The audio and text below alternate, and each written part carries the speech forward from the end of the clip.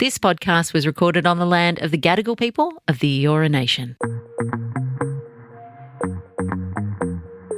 Hello and welcome to The Real Story with Joe Hildebrand. I just can't keep it in anymore. I'm so excited. I know absolutely everything that's going on in the election campaign. I'm going to tell you all there is to know. Absolutely everything. The box and dice, even who won, which I've already told you, and it's now even more true. So let's just get right into it.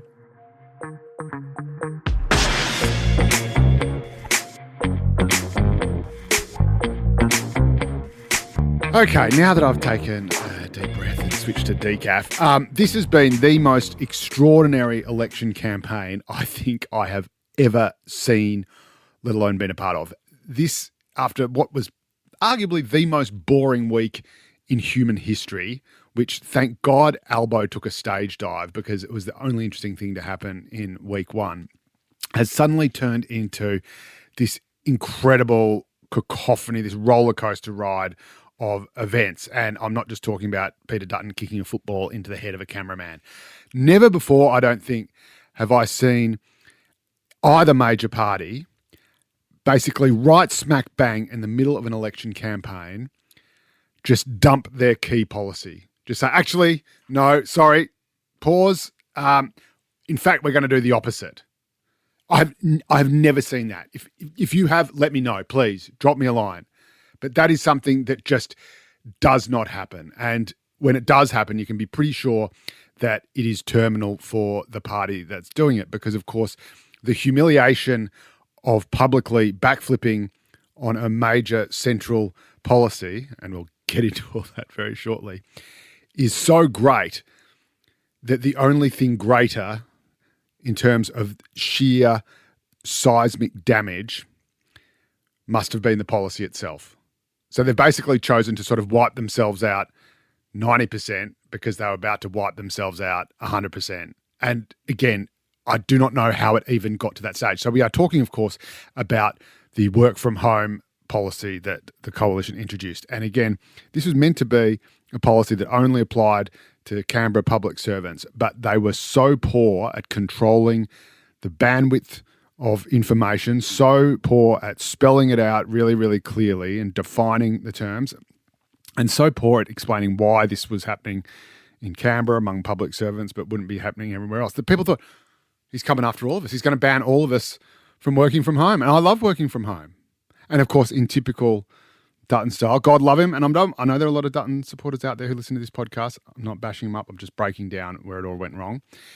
They weren't able to explain why it had to be just for Canberra public servants and why everyone else was safe. And even if you're attacking Canberra public servants for working from home, it's kind of like you're attacking everyone who works from home because you're saying, well, they're obviously skiving off. They're not really doing anything. We need to get them back at the office where they're working. And so everyone thinks, well, hang on a minute. I work from home. I'm not skiving off. Are you calling me lazy? That's what it sounded like. And again, it got confused into a debate about not even just all workers, but all public servants. And so you had people thinking, hang on, is it going to affect me because I'm a public servant, even though I might work for the state government? And it got confused by the media in the extra jobs in the public service because the public sector workforce is the one that's really growing and driving employment. But that's not bureaucrats in Canberra for the most part. That's things like aged care workers, nurses, doctors, cops, soldiers. Apparently the working from home edict that Peter Dutton released was causing disquiet in the seat of Herbert around Townsville, where the big military base is. Peter Dutton, the champion of national security, going after the soldiers, the armed forces. That's what they felt. That's how badly the messaging on this was managed. And it's the same with the cuts to 40,000 public servants across the board. Now, again, they didn't even say which 40,000 public servants they were going to cut. So you've got nearly 200,000 public servants. I think there's about 180 something that work for the APS, the Australian Public Service. They're all going, am I next? So instead of losing 40,000 votes, I'm probably not going to vote for you anyway, just give some examples. Diversity and inclusion and equity manager, he's probably gone. Sorry, they are probably gone. Hold up some examples. People in the Labor Party I speak to were flabbergasted that he didn't even have examples of the kind of roles that he was going to get rid of. Instead, it was just, could be you, could be you, could be you. It's like Squid Game. And of course, everyone's terrified.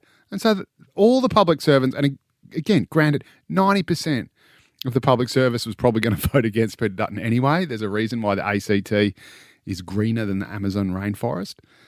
But still, it makes it feel like he was going after everybody, both in terms of the working from home and both in terms of the job cuts. And so then he comes out and says, actually, sorry, scratch that.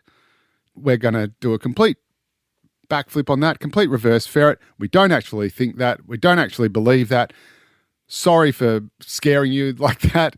And no, we're not going to do it. We're going to do the opposite. Everything's fine. How does that happen? How does a policy get to that point? How does, they blame Labor for running a scare campaign. How do they not anticipate the scare campaign?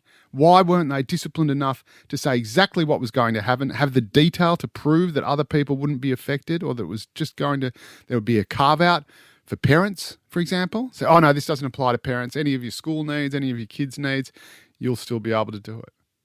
And again, why go whole hog? Why go? This is why Chris Minns got away with it. He said, just come back to the office most of the time. Not all the time, just most of the time.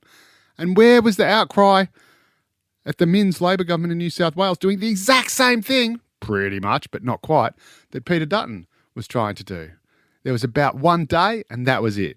There are a few bureaucrats who sent around a few crazy emails, and I'm sure a couple had a couple of mental health days.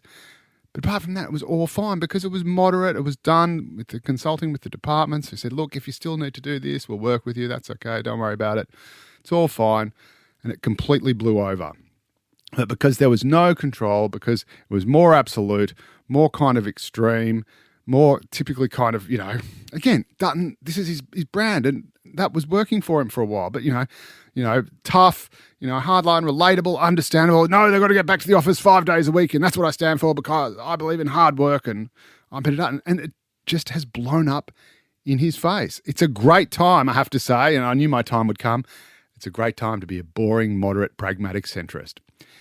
Anyway, so that is the first thing that happened in this campaign, and I've just never seen the likes of it. And this came after the government had gone up to 52% two-party preferred, the ALP, 52% two-party preferred to the coalition's 48% in not one but two polls, and the two most, I think, trustworthy, reliable, respectable polls. That's News Poll, of course, and Redbridge, which is the Cos Samaris poll that everyone is just talking about. It's the pollster du jour, I call it. So hard right now. So Albo's gone from almost unbackable to form majority government just a few weeks ago. And it's now looking like the government might actually pick up seats, could even maybe steal some seats from the coalition. That's what they're thinking. And I can tell you they reckon they're stealing some seats from the Greens. I mentioned this before. Now, I had heard that the Libs would probably get Ryan off the Greens. They've got 3 seats in Brisbane. Ryan, Brisbane itself, and Griffith, which is Kevin Rudd's old seat, which went from Labor to the Greens at the last election. That's just mean. That's just mean behaviour. Anyway, the Greens pick up Ryan. The Greens pick up Brisbane from when Labor thought they were going to win it. And the Greens pick up Griffith from Labor. Now, the Libs reckon they're going to win back Ryan. Labor reckons it's going to win back Brisbane. But everyone's kind of thought the Greens would hold on to Griffith. Well, cut to last week, and guess who's in Griffith? One Anthony Albanese, Prime Minister of Australia, leader of the Australian Labor Party. He's holding a rally of the Labor faithful. He's pulling out all the zingers. He's saying that Peter Dutton is a closet Sydney-sider because he wants to live in Kirribilli House. And I'm told that they reckon they're actually going to win Griffith. They reckon they're really going to win Griffith. And you think that is shocking? I have also been told that they reckon there's a pretty good chance that Labor could win the seat of Dixon, also in Queensland. And you know who the local member for Dixon is? Peter Dutton.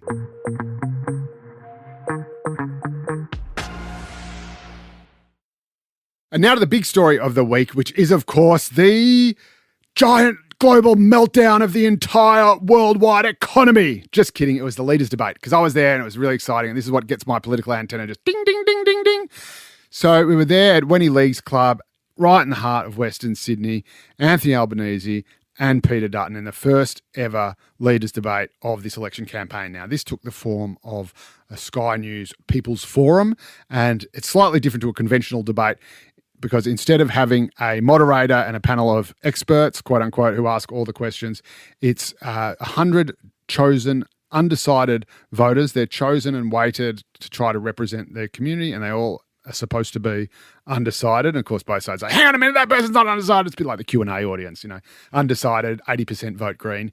But no, that was pretty balanced, it seemed to me, and a great night. And they get to ask all the leaders any questions they want, and there's no heads up. No one knows what's coming. Now, this makes it really, really hard for either leader to prep for, because instead of just knowing what the usual sort of questions are going to be, or the gotcha questions, like how much is a loaf of bread, or how much is a litre of petrol, or what's the interest rate, stuff that's tripped up leaders throughout the ages. And John Howard is said to have had answers to all those questions on a piece of paper in his pocket at all times, in case he was ever surprised by them. But this time it's from the audience, so they can ask anything. They can say, hey, how come, I called a plumber last week to fix my leaking tap and they still haven't rocked up? So these questions are often incredibly specific. One example is a guy whose kid was at university, and he was worried that having fewer foreign students at that university would create a funding shortfall that meant that his kid wouldn't have as high a quality education. I must admit, I've never heard that problem raised before, and it raised a few eyebrows among some of my more conservative friends. But there you go. So you never know where someone is going to be coming from. But the most important thing about these debates is that they are won and lost in the room, because those 100 people then go off, they cast their vote to leader who they thought won the night, and then that is what is reported the next day. So even though they are broadcast on television and many, many more people are watching them on TV or online at home, the only people that really matter to the result of the debate is those people in the room. And so the number one thing that both leaders have to do is connect with those people and make those people feel like they are being listened to, and that what they are worried about is being addressed. And that is actually something that's very different from a normal debate where you're on a podium behind a dais and you're trying to lay out your vision for the country, and you're trying to be bold and far-sighted or passionate or strong, whatever that is. None of that really matters as much in one of these rooms. It's quite intimate. And again, the only people you are trying to convince, the only people whose vote matters on that night are those 100 people just a few feet, a few meters away in front of you. And this is where Anthony Albanese really had the edge over Peter Dutton. He came in early and sort of laid out his picture for where the country was at and where it was going to go. All perfectly good. He rattled off that many numbers. I think he was anxious just to prove that he knew things like the unemployment rate and the interest rate, because he got caught out in the last election campaign. So he just got all the numbers out of his system. And I was thinking, mate, come on, you got to get in, lean in a bit more, mate, lean in a bit more. And he did. And he got a couple of good questions for him early on. So again, luck of the draw, but he had a question from a teacher about public education, and had a question from old mate about his son at university, worried about there not being enough international students. Novel take on the issue. And Albo was playing a home game, and he was able to engage with people. He talked directly to them, used their name. Peter Dutton, on the other hand, was, it should have been more a vibe for him. It was very sad. His father had a heart attack just before, it was revealed just minutes before the debate was about to start. So I don't know if he was a bit rattled by that. You would think he would be, and so that's an awful way to have to come and begin, getting on your front foot when you're worried about someone you love so much. So very, very sad. But he did really well, made it relatable early on. Instead of talking about the headline inflation rate, he was talking about the price at the supermarket checkout that families are facing. And again, that's the sort of stuff that really cuts through in these intimate and personal environments. But he also, accused the PM of lying or being dishonest or whatever. Shock, horror, politician is dishonest in an election campaign, which he may well have been. Not going to judge on that, but ends up sort of dragging the PM and therefore dragging the kind of debate into a back and forth over, for example, whether or not the coalition cut health funding when he was a health minister. And he's saying, well, you can check the budget papers. No one's checking the budget papers. No one, not one. I can absolutely guarantee you, London to a brick, not one of those 100 people went back and looked at the budget papers. The only way you get normal people to look at the budget papers is if you lock them up for 7 hours, which is precisely why the government does it every year. So it just sort of got trapped in the weeds a bit, had a great gotcha moment. And this would have gone really well on TV, and why a lot of people, I think, watching at home thought, Dutton might have won this, or it was a draw, or it was very close. When he asked a woman who was worried about healthcare costs if she had to pull out her credit card as well as her Medicare card when she went to the doctor, because of course that's the response to Albo constantly pulling out his Medicare card and saying you should only have to use your Medicare card, not your credit card. And it turns out this woman did have to pay when going to the doctor. And even though that's a problem that Albo says he's going to fix, the fact that this is happening on his watch when he's PM, I think a lot of people felt was a good win by Dutton, and also showed Dutton being nimble, taking a chance, thinking there's an opportunity here. And he went back and asked that woman after everyone thought the sort of discussion was going to move on. He said, "Hey, just wait 1 second. Can I ask you a question? When you go to the doctors, do you have to pull out your credit card?" And if the answer was no, he would have said, "All right, just checking. Thank you very much. Moving right along." But he did it and he got the win. And that's what we need to see more of. But still, Anthony Albanese was there. He was able to turn things around when an older lady was clearly very against foreigners and people on temporary visas buying houses in Australia, as a lot of people are, and both parties are putting limits on that. She was backing in Peter Dutton on that, and she wanted him to go even further. And she said, "Why aren't you going even further?" And Dutton explained why for new builds it wasn't appropriate, et cetera, et cetera, et cetera. So this is absolute home turf for him, and she's already, you can tell, a card-carrying supporter for him, or maybe even someone to the right of him. And then it goes to Anthony Albanese to address this woman's concerns. And what does he do? He asks her if she's got any grandkids. And next thing you know, she's smiling. She's talking about her grandkids, how much she loves them. That has absolutely no political or policy merit whatsoever. And to people at home, it would have meant absolutely nothing.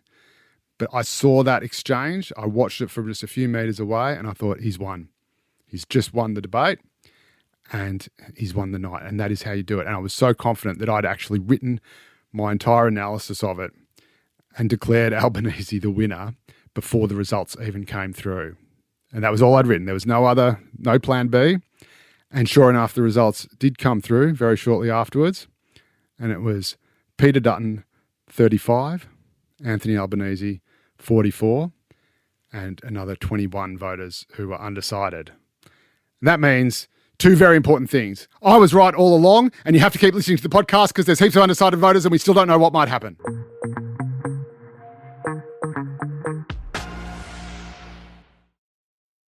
Well, as mentioned, it's been a pretty tough week and a half for Peter Dutton. So what does he need to do to turn it around? How can he turn it around? And can he turn it around? Well, to get the answer to all these questions and more, we thought we'd go to someone who, much as I am known as the Albo Whisperer, is sometimes known as the Dutton Whisperer. He's none other than Paul Murray, the host of Paul Murray Live on Sky News, and he joins me on the line right now. G'day, my friend. What does Dutton need to do?